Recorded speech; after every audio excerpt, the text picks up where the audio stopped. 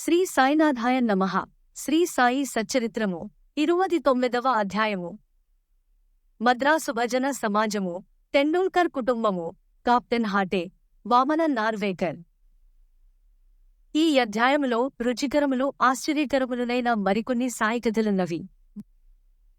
మద్రాసు భజన సమాజము 1916వ సంవత్సరములో రామదాసి పంథాకు చెందిన మదరాసు భజన సమాజమొకటి కాశీయాత్రకు బయలుదేరెను. అందులోనొక పురుషుడు, అతని భార్య, అతని కుమార్తె, అతని వదినేయునుండిరి. వారి పేర్లు తెలియవు. మార్గమధ్యమున వారు అహ్మద్నగర్ జిల్లా కోపర్గాం తాలూకాలో షిరిడీ అను గ్రామమున సాయననొక గొప్ప యోగీశ్వరుడున్నారనియు, వారు పరబ్రహ్మ స్వరూపులనియు, ప్రశాంతులనియు, ఉదార స్వభావులనియు, భక్తులకు ప్రతిరోజు ద్రవ్యము పంచిపెట్టెదరనియు, విద్యావంతుల కళాకుశలతను బట్టి యథోచితముగా సత్కరింతురనియు వినిరి.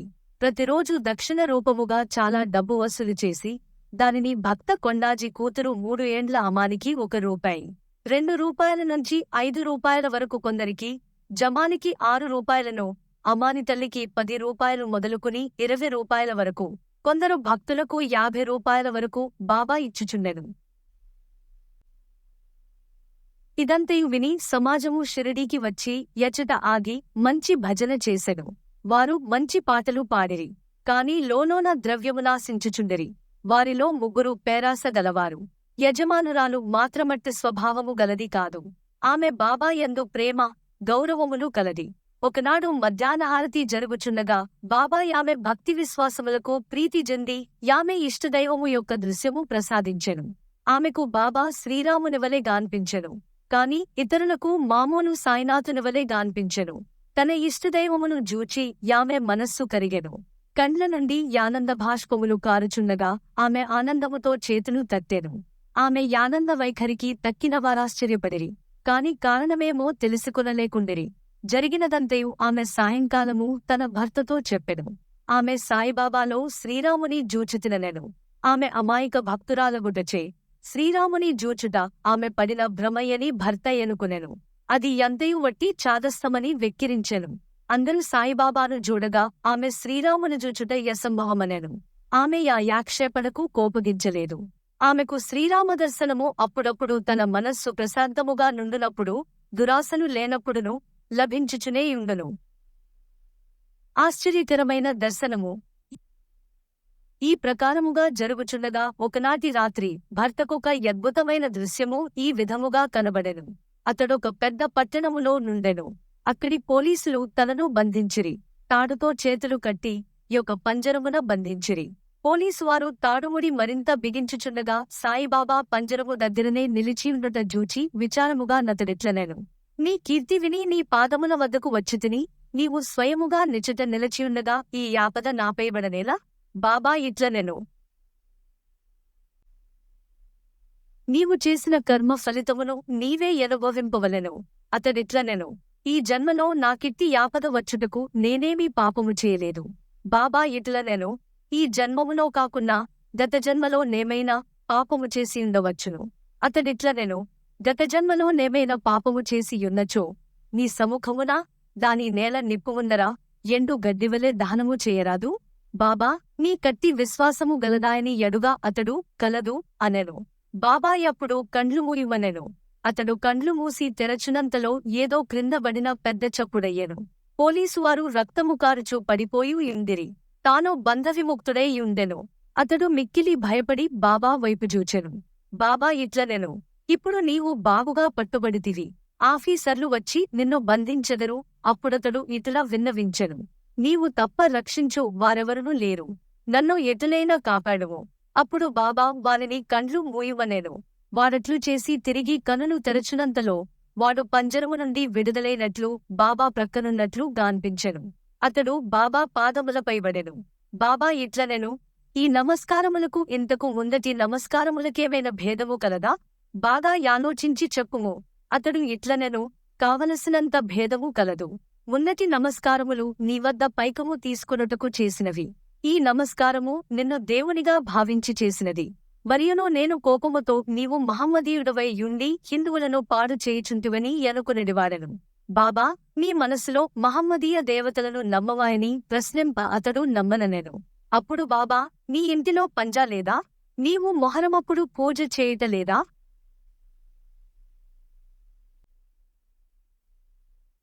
మరియు మీ ఇంటిలో మహమ్మదీయ దేవతేగో కార్బీబీ లేదా? పెండ్లి మొదలగు శుభకార్యములప్పుడామెను మీరు శాంతింపజేయట లేదాయనెను. అతడు దీనికంతటికీ ఒప్పుకొనెను. అప్పుడు బాబా, నీకింక ఏమీ కావలెనని అడిగెను. అతడు తన గురువగు రామదాసును దర్శింప కోరికగలదనెను. వెనుకకు తిరిగి చూడుమని బాబా ఎనెను.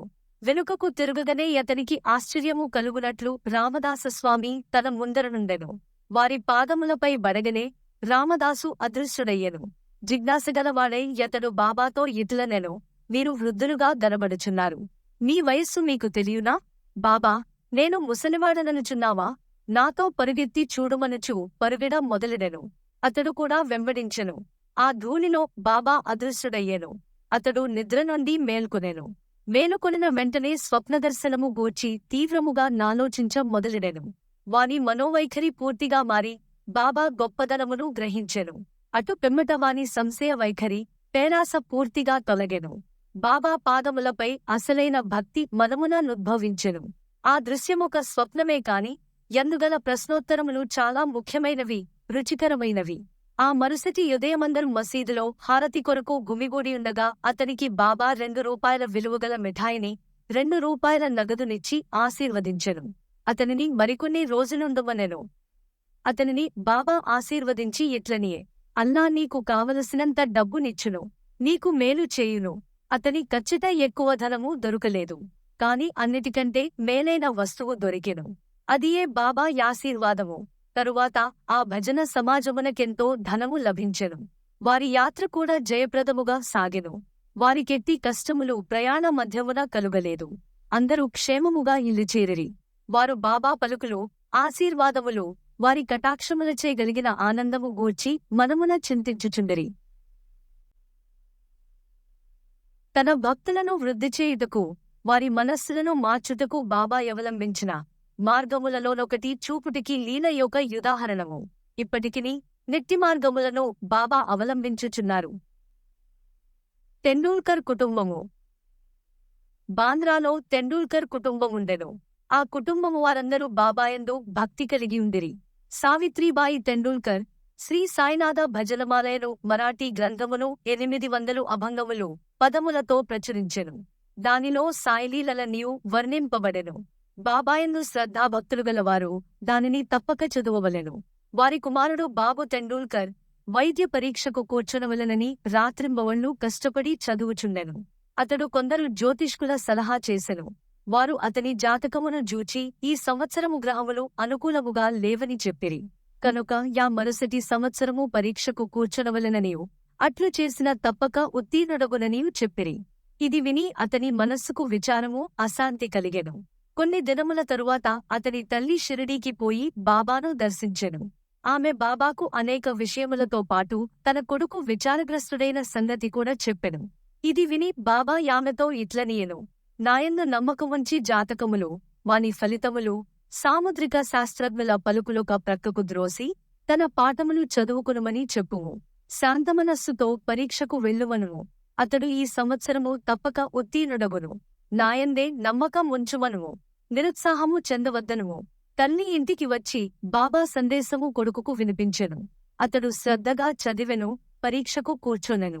వ్రాత పరీక్షలో బాగుగా వ్రాసెనుగాని సంశయములో మునిగి ఉత్తీర్ణుడగుటకు కావలసిన మార్కులు రావనుకొనెను. కావున నోటి పరీక్షకు కూర్చొననిష్టపడలేదు. కాని పరీక్షకులు అతని వెంటబడిరి. వ్రాత పరీక్షలో ఉత్తీర్ణుడాయననియు నోటి పరీక్షకు రావలననియు పరీక్షాధికారి కబురు పెట్టెను. ఇట్లు ధైర్యవచనము విని అతడు పరీక్షకు కూర్చొని రెండింటిలో ఉత్తీర్ణుడాయెను. గ్రహములు వ్యతిరేకముగా నున్నను బాబా కటాక్షముచే ఆ సంవత్సరము పరీక్షలో ఉత్తీర్ణుడయ్యెను. సంశయములు, కష్టములు మన భక్తిని స్థిరపరచుటకు మనలను చుట్టుముట్టును, మనలా పరీక్షించును. పూర్తి విశ్వాసముతో బాబాను కొలుచును. మన కృషి సాగినచో మన ప్రయత్నములన్నీయు తుదకు విజయవంతమగును. ఈ విద్యార్థి తండ్రి రఘునాథరావు బొంబాయిలో నొక విదేశీ కంపెనీలో కొలువుండెను. వృద్ధులగుటచే సరిగా పనిచేయలేక సెలవు పెట్టి విశ్రాంతి పొందుచుండెను.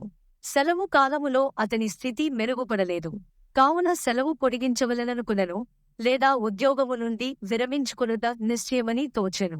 కంపెనీ మేనేజరు అతనికి పింఛను ఇచ్చి ఉద్యోగ విరమణము చేయించవలెనని నిశ్చయించెను. మిక్కిలి నమ్మకముతో చాలా కాలము తమ వద్ద ఉద్యోగము చేసినవాడు కనుక ఎంత పింఛను ఇవ్వవలెనన్నది ఆలోచించుచుండిరి.